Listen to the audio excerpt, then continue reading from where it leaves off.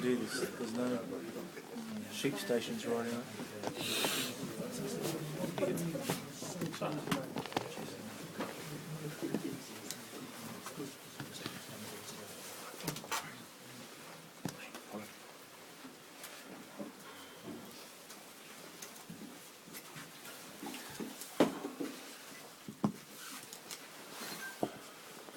Time for Paul Eaton to score his first try for the club. And very nearly didn't score it. Lost it out the back of his head nearly. Yeah, an important try there. Was that game far nervier than you thought it should have been after an 18-0 up? Yeah. I've got to get the balance right because I don't want to be anywhere disrespectful to Huddersfield. They were staring down the barrel of 3 straight losses, and any team therefore is going to be determined. But I thought we in the second half especially, Huddersfield were allowed to do certain things in the ruck, which made that game an unbelievably scrappy game to watch for a coach. I'm not bothered it looked like as a spectator, but from a coaching point of view, it was just frustrating to watch, both teams.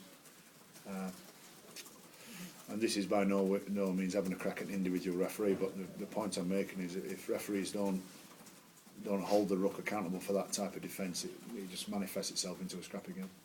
It was a poor standing game to watch in the second half. Was it sort of more holding down and interfering that was being allowed to go? Well, everybody has a method. Everybody has a method, a system, of way of holding, slowing the ruck, and to a degree, every part of those are allowed. I don't think there was too much method in that. I think we were just lying on, late flops and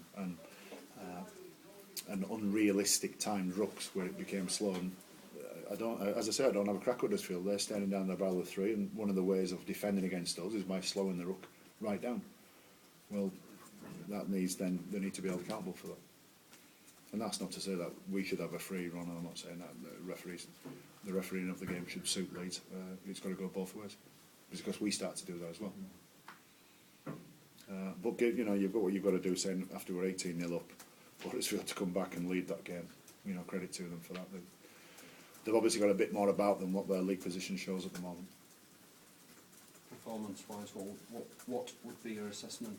We've done this, Pete. You once give me out of 1 to 10. Well, I'm asking for a number. You give me a number if you want, but generally, are you happy with Not great. No, I didn't think that was great. Performance? I didn't think it was a great performance. No. You're happy with the 2 points and the overall performance? Yeah, of course I'm happy with one, and that's what we want to win the game. But moments like this, it really does qualify what coaches talk about when they talk about performance, because there's not much in that game where I want to take over to next week. You want to be able to do some things that you think that works for us and that works for us, and there's quite a lot of things that I want to say, we'll leave that alone and we need to be better than that, So I don't think it was a great performance at all. Again, without being disrespectful to Huddersfield, I thought we should have had that more of a hold on that game than what we did. But you can't dismiss Huddersfield's resilience. So. Do you think the fact that you managed to get back at the end and win it shows that you're moving in the right direction? Because I can think of a few games last year, including one against Huddersfield, where you're lost in similar circumstances. Yeah, if you want, you could say that. But then Huddersfield made two soft errors in the final 6 minutes of that game. I wouldn't take credit for that. I'm probably in a bit of a negative mood, I suppose, but I just know that the season's going to be tight. We can't afford to go out there and flop about after being in what would look like so much in control again. Right, what about Stevie Ward's break and flick for that try by Briscoe? Yeah, good. It was very good. I mean, Stevie's been good since the season started. First off to make the line break that he did, but nice piece of skill there.